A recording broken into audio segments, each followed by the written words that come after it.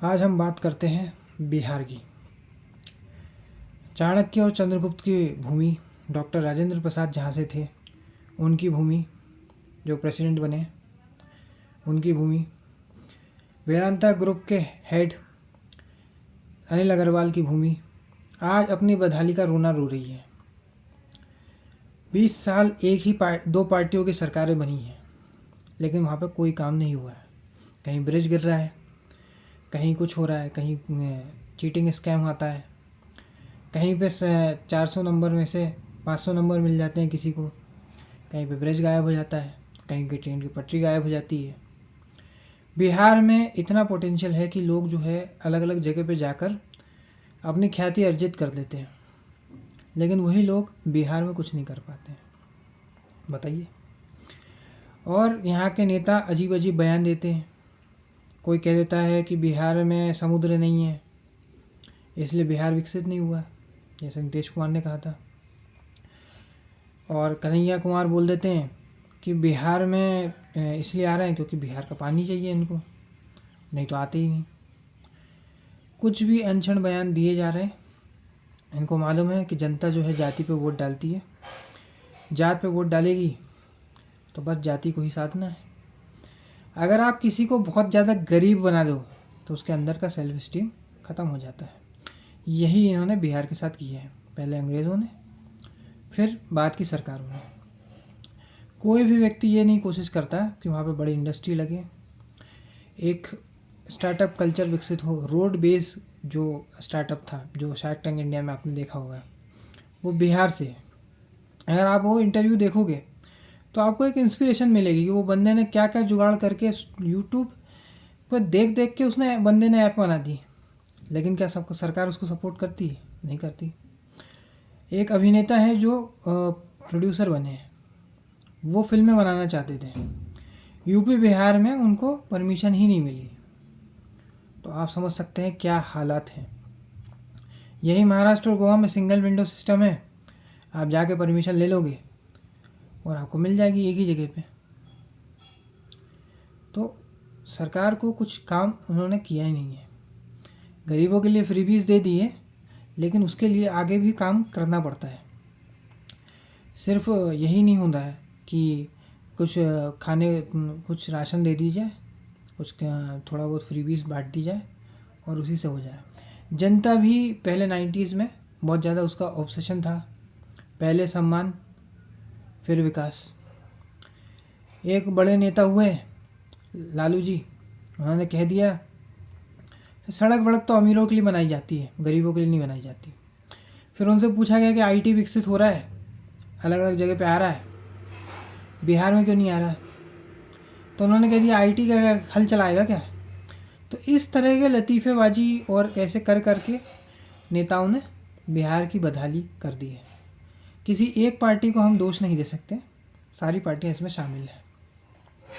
प्रशांत किशोर को थोड़ा सा एक और पुष्पम प्रिया को थोड़ा एडवांटेज मिल सकता है क्योंकि इनकी सरकारें बनी नहीं कभी भी, तो इनको एक फ़ायदा हो सकता है। मतलब यहाँ पे हम उनको एक बेनिफिट ऑफ डाउट दे सकते हैं,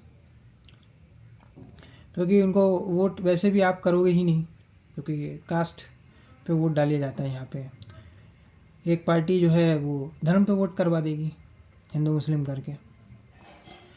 इससे ज़्यादा तो लोग और सोच नहीं सकते। नीतीश कुमार को वो कैसे भी करके जुगाड़ करके वो बन जाते हैं, फिर वही गाथा आगे बढ़ जाती है। लोग पलायन करते रहते हैं और अपने बच्चों को दूसरे स्टेट में भेजते रहते हैं।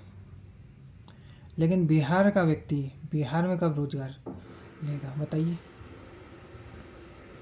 ये कभी नहीं हो पाता।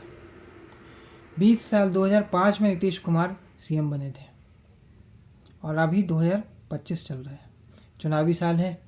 थोड़े बहुत इन्होंने रियायतें दे दी हैं कि जो 4 साल बाद प्रमोट होता था वो 4 साल पहले हो जाएगा।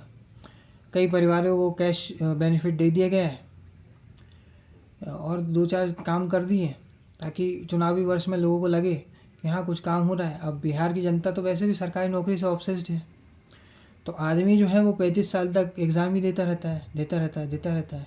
उसकी उम्र निकल जाती है, युवावस्था निकल जाती है, फिर वो कुछ बोलने लायक बचता ही नहीं है। क्योंकि स्टूडेंट जो है वो बहुत ज़्यादा मैटर करता है। स्टूडेंट अगर सवाल पूछेगा तो सरकार को फ़र्क पड़ता है। बूढ़े लोगों को तो पेंशन मिल जाती है, तो उनको फ़र्क पड़ नहीं रहा है। मिडिल क्लास जो बची 30 से 50 वाली, वो निकल चुकी है, दिल्ली, गुरुग्राम, बेंगलोर, पुणे, इस जगह पे आ चुकी है। अब एक और मुद्दा इनको मिल गया है कि महाराष्ट्र में राज ठाकरे की स्टेटमेंट को चला देंगे और बिहारी अस्मिता पे वोट ले लेंगे। कहीं कास्ट चल जाएगी, कहीं रिलीजन चल जाएगा, काम कुछ होता नहीं है। नहीं तो एक ज़माना ऐसा था, इन्होंने शुरुआत में इतने काम किए कि 2010 में देवबंदी से मौलाना बुलाए थे लालू जी ने, और जब वो मुस्लिम वोटर के पास गए तो उन्होंने कहा उस मौलाना से और लालू जी को, ये करगे की आवाज़ आप सुन रहे हो, ये करगे की आवाज़ इसलिए आ रही है क्योंकि आज हमारे पास बिजली है। आरजेडी के ज़माने में हमारे पास बिजली भी नहीं थी। तो उस स्टेचर का था कि भले हम मुस्लिम हैं लेकिन फिर भी हमें बिजली तो चाहिए ना, हमारा कुछ काम चलेगा तभी जाके तो हम कुछ करेंगे। जब पैसा ही नहीं होगा, खाना ही नहीं मिलेगा, तो हिंदू मुस्लिम क्या करेंगे। लेकिन आज ये इस हालत में हो गए हैं कि हिंदू हो, मुस्लिम हो, ब्राह्मण हो, दलित हो, सबको प्रॉब्लम हो गई है। बिहार में कोई अब रह नहीं सकता, इतनी बुरी हालत हो गई है। केंद्रीय विद्यालय की टीचर का वीडियो वायरल हुआ था, वो बिहार को गाली दे रही थी और कह रही थी कहीं भी भेज देते, लेकिन बिहार में क्यों भेजा। हालांकि उसको सस्पेंड कर दिया गया, लेकिन प्रश्न वहीं का वहीं है कि ऐसी हालत में क्यों है बिहार। मुख्यमंत्री बहुत ज़्यादा गर्व महसूस करते कि हम पूरे दुनिया में मजदूर भेजते हैं। आज बिहार में सिर्फ ऑर्केस्ट्रा से ही पहचाना जाता है और अश्लील भोजपुरी गानों के लिए पहचाना जाता है।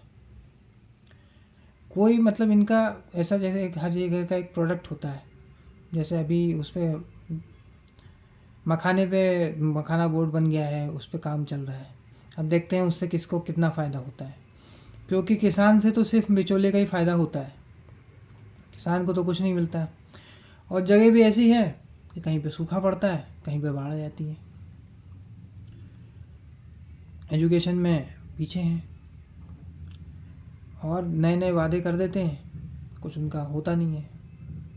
कभी कह देते हैं एक्सप्रेस वे बना देंगे, कभी कह देते हैं एयरपोर्ट बनाएंगे। एयरपोर्ट आप बना भी दोगे तो कौन आ रहा है बिहार में। कल को आप मेट्रो चलवा दोगे पटना में, उसका भी कोई यूज़ नहीं है। पहले इंडस्ट्री लगनी ज़रूरी है, उसके बाद कुछ करिए तो हो जाएगा।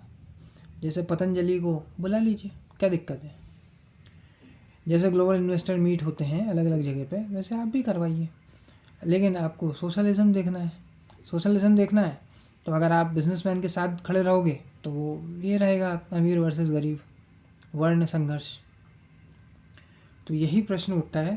तेजस्वी यादव से उम्मीदें थी वो मुद्दा उठाते, लेकिन लोग पलायन पे कोई मुद्दा है ही नहीं। जात जात जात, बस सब लोग जाति के पीछे हैं, जाति पर वोट पड़ता है, इसलिए कोई काम करने की ज़रूरत नहीं है। थोड़ा बहुत फ्रीबीज बांट दो, दारू बांट दो, ऑर्केस्ट्रा दिखा दो, नचनिया नचवा दो, लौंडा नाच करवा दो, बस उस पर वोट मिल जाएंगे आपको। बिहार में हालत जो है वो बद से बदतर है। ऐसा लग रहा है कि बस बना के छोड़ दिया गया है बिहार को, उसमें कुछ भी नहीं है, ना प्रॉपर इंफ्रास्ट्रक्चर है। पिछले इलेक्शन से जस्ट पहले आपको याद होगा एक ब्रिज गिर गया था, लेकिन नेताजी को फिर भी वोट मिल गए। कहीं पे ये हो जाता है कि टॉपर को काऊ की स्पेलिंग नहीं पता है, पॉलिटिकल साइंस को वो प्रोडिकल साइंस बोल रही है। खुद ही अपनी लिकर पॉलिसी लेकर आए 2012 में, और जब पीने वाले बढ़ गए तो खुद ही शराबबंदी कर दी है। अब शराबबंदी का भी कुछ अगर गलत हो रहा है तो आपको ये करना चाहिए था कि उसकी समीक्षा करनी चाहिए थी, क्योंकि पीने वाला तो पिएगा, वो झारखंड में जाके पिएगा, वो यूपी में जाके पिएगा, लेकिन उसको समझना ही नहीं है। बस इनको एक इमोशनल कार्ड खेलना था, इन्होंने खेल लिया। अब उसको कुछ बोल नहीं सकते, क्योंकि गरीब आदमी इमोशंस पे जाता है। राजनीति परसेप्शन का खेल है, परसेप्शन ही ऐसा बना दिया गया है कि नीतीश के अलावा कोई ऑप्शन नहीं है। आप वोटर हैं, आपको डिसाइड करना है कि कौन क्या है। आपका बच्चा कल को पलायन करेगा, कल को परेशान होगा, हो सकता है न्याय व्यवस्था से परेशान हो जाए। जो क्राइम रेट है बिहार का वो तो सबको ही पता है। इसलिए बहुत सोच समझ कर वोट डालिए, अपने बुद्धि विवेक चेतना को जगाइए और सोच समझ कर वोट डालिए। वोट ज़रूर डालिए, जिसको भी आपको वोट डालना है वोट ज़रूर डालिए, अन्यथा फिर बिहार में बदहाली होगी, दंगे होंगे, क्राइम रेट बढ़ेगा, एक्सटॉर्शन बढ़ेगा, किडनैपिंग बढ़ेगी। इसलिए सोच समझ के वोट डालिए, क्योंकि इंफ्रास्ट्रक्चर एजुकेशन आपके बच्चों को ही आगे लेके जाएगी। आज के वीडियो में इतना ही। अगर ये वीडियो आपको पसंद आए तो वीडियो को लाइक करें, शेयर करें और चैनल को सब्सक्राइब करें। धन्यवाद।